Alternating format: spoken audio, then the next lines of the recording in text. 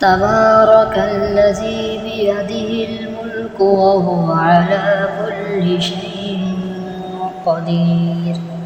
الذي خلق الموت والحياة ليبلوكم أيكم أحسن عملا وهو العزيز الغفور الذي خلق 7 سماوات طباقا ما ترى في خلق الرحمن من تفاوت فارجع البصر هل ترى من فطور ثم ارجع البصر كرتين ينقلب إليك البصر خاسئا وهو حسير ولقد زينا السماء الدنيا بمصابيح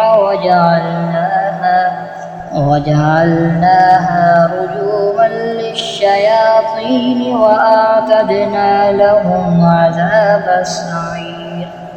وللذين كفروا بربهم عذاب جهنم وبئس المصير إذا ألقوا فيها سمعوا لها شهيقا وهي تفور تكاد تميز من الغيظ كلما ألقي فيها فوج سألهم خزنتها ألم يأتكم نذير قالوا بلى قد جاءنا نذير فكذبنا وقلنا ما نزل الله من شيء إن أنتم إلا في ضلال كبير وقالوا لو كنا نسمع أو نعقل ما كنا في أصحاب السعير فاعترفوا بذنبهم فسحقا لأصحاب السعير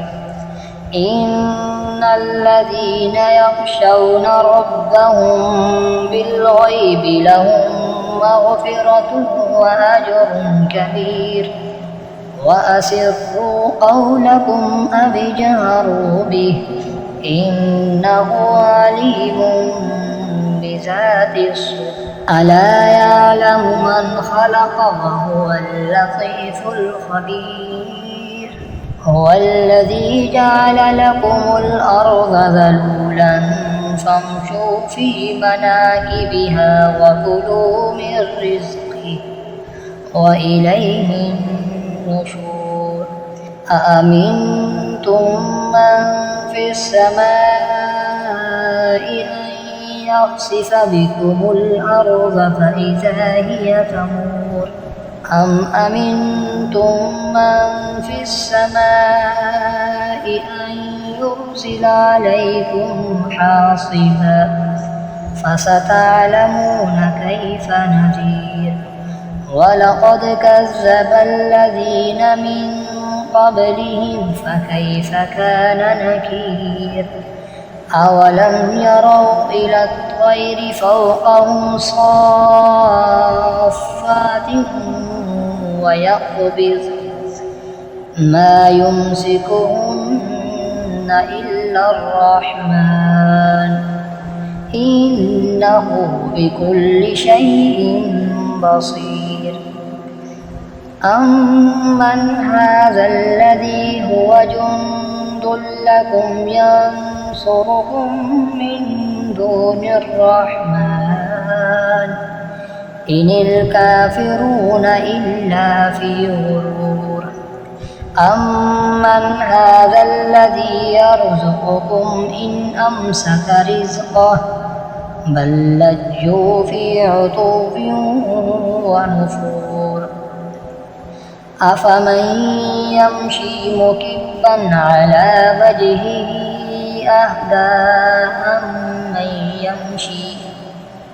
أهدى أمن يمشي سويا على صراط مستقيم قل هو الذي أنشأكم وجعل لكم السمع والأبصار والأفئدة قليلا ما تشكرون قل هو الذي ذرأكم في الأرض وإليه تحشرون ويقولون متى هذا الوعد إن كنتم صادقين قل إنما العلم عند الله وإنما أنا نذير مبين فلما رأوا زلفة سيئت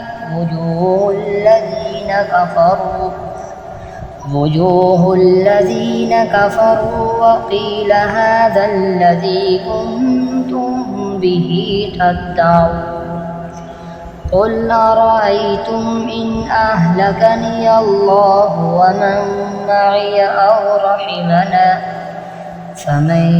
يجير الكافرين من عذاب أليم قل هو الرحمن آمنا به وعليه توكلنا فستعلمون من هو في ضلال مبين قل أرأيتم إن أصبح ماؤكم غورا